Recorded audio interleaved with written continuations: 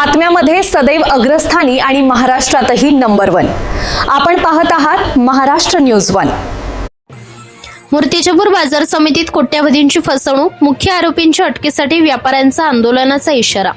मूर्तिजापूर कृषी उत्पन्न बाजार समितीत शेतकरी व अडत्यांची अंदाजे कोट्यावधी रुपयांची फसवणूक झाल्याच्या प्रकरणात मुख्य आरोपी अद्याप फरार असल्याने व्यापाऱ्यांमध्ये संतापाचे वातावरण आहे।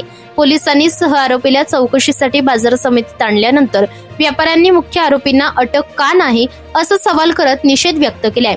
फेब्रुवारी महिन्यापासून सुरू असलेल्या या प्रकरणात अलका सुनील अग्रवाल व सुनील ब्रिजमोहन अग्रवाल यांच्यासह 4 जणांविरोधात 4 मार्च 2026 रोजी गुन्हा दाखल करण्यात आला आहे। अनेक व्यापाऱ्यांचे लाखो रुपयांचे धनादेश बाउन्स झाले असून अडते व शेतकरी आर्थिक अडचणीत सापडले आहेत। फरार आरोपींची मालमत्ता जप्त करून नुकसान भरपाई द्यावी अशी मागणी करत मुख्य आरोपींना तात्काळ अटक न झाल्यास बाजार समिती बंद ठेवून साखळी उपोषण करण्याचा इशारा व्यापारी व शेतकरी संघटनांनी दिला आहे। महाराष्ट्र न्यूज 1 साठी संपादक इस्माईल शेख सह प्रतिनिधी श्याम वाळेसकर, मूर्तिजापूर। जवळपास कोट्यवधी रुपयांची फसवणूक करणाऱ्या आरोपीचा आपण एकाच आरोपीचा शोध लावलेला आहे।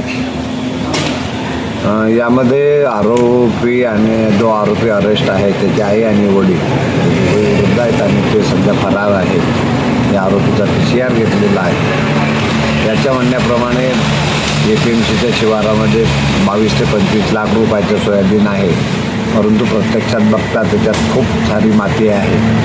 त्यामुळे ते माती वेगळी करून आज ओरिजिनल सोयाबीन किती निघते आणि ते जप्त करून मान्य कोर्टाच्या आदेशांनी त्याला हरास करून लोकांचे पैसे कोर्टाच्या माध्यमातून देण्यात येतात। साहेब, काय आरोपींकडून ज्या आरोपीला अटक करण्यात आलेली आहे, आणखीन काही गुन्ह्यांची कबुली केलेली आहे? नाही, अजून काही गुन्ह्याची कबुली केलेली नाही आहे। त्याच्याविरोधात असे कुठलेही गुन्हे मिळून आलेले नाही आहेत। हाच गुन्हा आहे।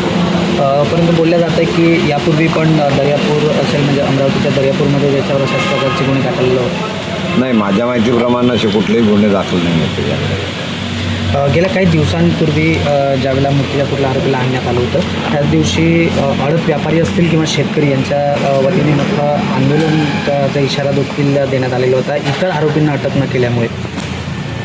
नाही, इतर असं काही आरोपींना अटक केली नाही असं नाही आहे। परवाला आम्ही अकोट वगैरे जाऊन आलो, सर्व सोर्स लावलेले आहेत की ते कुठे गेलेले आहेत। मेन जो आरोपी आहे तो आपल्याकडे अरेस्ट आहे।